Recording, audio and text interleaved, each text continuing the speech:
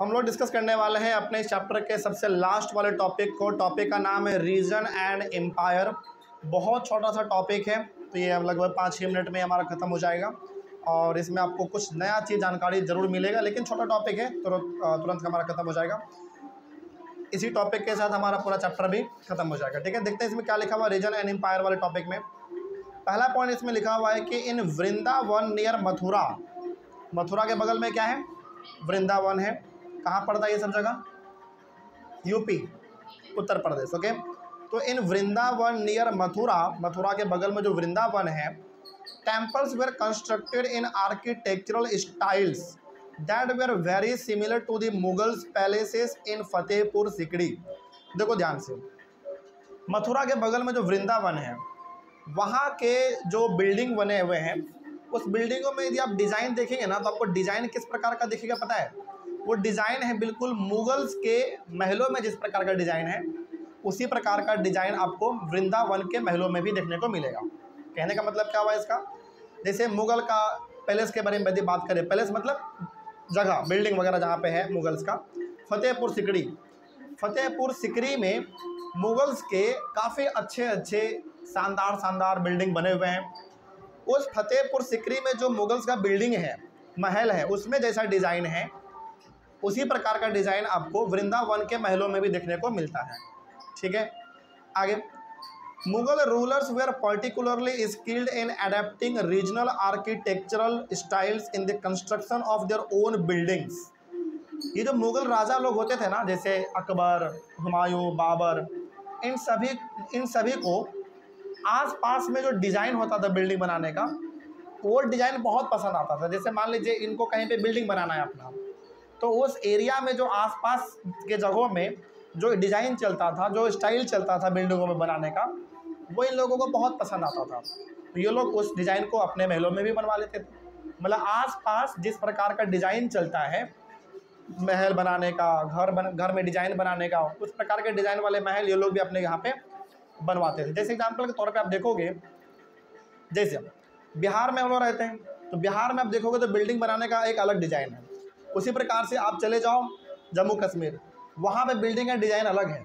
उसी प्रकार से आप चले जाओ केरला, तमिलनाडु, साउथ इंडिया, वहाँ पे बिल्डिंग का डिज़ाइन अलग है। तो हर जगह का डिज़ाइन क्या है बिल्डिंग का अपना अलग अलग है। उसी प्रकार से जो मुग़ल थे, जो मुस्लिम राजा होते थे, उनको बहुत ज़्यादा पसंद आता था हमारे इंडिया के स्टाइल बिल्डिंग बनाने के। मतलब आसपास में जो भी डिज़ाइन उनको अच्छा दिखता था, उस डिज़ाइन का घर ये लोग अपने यहाँ पे बनवाते थे। मतलब बोलते थे कि मेरे महलों में इसी प्रकार का डिज़ाइन बनाना है तुमको। अपने मिस्त्री वगैरह को बोलते थे, लेबर वगैरह को।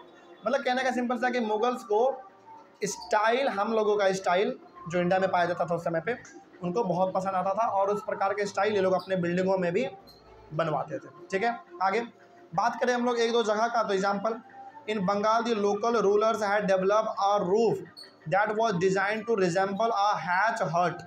जैसे बात करें बंगाल के छोटे मोटे राजाओं का, तो बंगाल में जो छोटे मोटे राजा थे, खास करके मुग़ल राजा, उन्होंने अपने यहाँ पे जो बिल्डिंग बनवाया, उस बिल्डिंग का जो छत है, उन्होंने छत किस प्रकार के डिज़ाइन का बनवाया? हैच हट मतलब किस प्रकार का? झोपड़ी जैसा। समझ रही बात? मतलब आम झोपड़ी जो हमारा होता है, उस प्रकार का जो डिज़ाइन उसका छत का होता है, उसी प्रकार का डिज़ाइन उन लोगों ने अपने महलों में भी बनवाया। इसका मतलब क्या समझ में आ रहा है आपको? इसका मतलब ये समझ में आना चाहिए कि हमारे छोटे मोटे डिज़ाइंस को ये लोग बहुत पसंद करते थे। इनको कोई डिज़ाइन कहीं पे अच्छा लग गया, बोलते थे कि ये डिज़ाइन बहुत अच्छा है, हमारे महलों में भी ये डिज़ाइन बनवा दो। तो इस प्रकार के महलों में उनको वो लोग अपना डिज़ाइन बनवाते रहते थे। आगे, the Mughals like this Bangla dome so much that they use it in their architecture. और वो जो बंगला डोम है, बंगला डोम मतलब जो बंगाल में घर बनाने का डिज़ाइन होता था, छत बनाने का जो डिज़ाइन होता था, ये इन लोगों को बहुत पसंद आता था।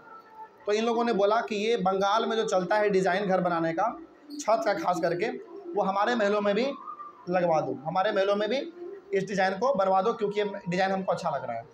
तो यहाँ से आपको एक बात समझ में आ रहा होगा कि कोई भी डिज़ाइन हमारे इंडिया में जब उस समय पे था और वो डिज़ाइन मुगल्स को अच्छा लग गया कि नहीं यार, ये बिल्डिंग में ना ये डिज़ाइन बड़ा अच्छा लग रहा है हमको, तो ये क्या कर दो, हमारे महलों में भी ये डिज़ाइन बनवा दो। इस प्रकार का जो छत है ना, इसका डिज़ाइन बड़ा अच्छा लग रहा है, इस प्रकार के छत हमारे महलों में भी बनवा दो। तो अच्छे डिज़ाइन को ये लोग बहुत फॉलो करते थे और ये लोग हर प्रकार के डिज़ाइन को इस्तेमाल करते थे और अपने महलों को बहुत सुंदर बना देते थे। क्योंकि आप अपने महलों में क्या कर रहे हैं, हर प्रकार के डिज़ाइन इस्तेमाल कर रहे हैं। इससे क्या होगा, आपका महल और सुंदर हो जाएगा। तो मुगल्स का महल बहुत ही सुंदर होता था क्योंकि वो लोग अलग अलग प्रकार के डिज़ाइन इस्तेमाल करते थे। ठीक है, आगे बढ़ते थे। लास्ट पॉइंट, इन अकबर्स कैपिटल एट फतेहपुर सिकरी, अकबर का कैपिटल कहाँ पे था, फतेहपुर सिकरी पे। Many of the buildings show the influence of the architectural style of Gujarat and Malwa. मतलब फतेहपुर सिकरी में, फतेहपुर सिकरी क्या था, अकबर का कैपिटल सिटी था, मतलब राजधानी था। वहाँ पे यदि आप देखोगे अकबर के बिल्डिंग्स को, तो अकबर के बिल्डिंग्स में गुजरात का और मालवा का डिज़ाइन आपको देखने को मिलेगा। कहने का सिंपल सा मतलब क्या है, ये लोग कहीं भी जाते थे ना और वहाँ का डिज़ाइन जिनको पसंद आ गया तो बोलते थे कि हमारे महलों में भी इस प्रकार का डिज़ाइन बना दो। सोचो, फतेहपुर सिकरी में डिज़ाइन आपको देखने को मिल रहा है कहाँ का, गुजरात का, मालवा का, समझ रही है बात। तो उस वहाँ के डिज़ाइन को ये लोग अपने यहाँ पे बनवाते थे क्योंकि इनको डिज़ाइन पसंद आ जाता था। तो ओवरऑल कहने का मतलब यहाँ पे ये है कि मुगल्स को जो भी डिज़ाइन पसंद आता था ये लोग अपने महलों में इसको बनवा लेते थे और ये लोग अपने महलों में अलग अलग प्रकार के डिज़ाइन बनवाते थे। इसीलिए इनके महल में आप देखोगे कभी तो डिज़ाइन अलग अलग हैं, इसीलिए ये महल देखने में क्या लगता है, हमेशा सुंदर लगता है। एक प्रकार का डिज़ाइन बनाओगे तो उतना कुछ खास लगेगा नहीं, लेकिन आपके महल में, आपके बिल्डिंग में अलग अलग प्रकार के डिज़ाइन इस्तेमाल हुए हैं, अलग अलग कलाकारी इस्तेमाल हुआ है, तो आपका बिल्डिंग का खूबसूरती बहुत बढ़ जाता है। तो यही था हमारा रीजन एंड एम्पायर वाले टॉपिक में। समझ में आए सब कुछ। इस टॉपिक में कुछ खास था नहीं। इसी तरीके से हमारा ये टॉपिक और टॉपिक के साथ पूरा चैप्टर भी हमारा कंप्लीट हुआ। कोई डाउट है किसी को इस चैप्टर में? चलिए, बहुत अच्छी बात है, डाउट नहीं है तो। ऑनलाइन वाले बच्चे, आप लोगों को चैप्टर में कहीं पर कोई डाउट रहा होगा तो कमेंट करिएगा। हम लोग मिलेंगे फिर से अपने अगले चैप्टर में, फिर से एक नई शुरुआत के साथ। तब तक के लिए thank you very much and have a nice day.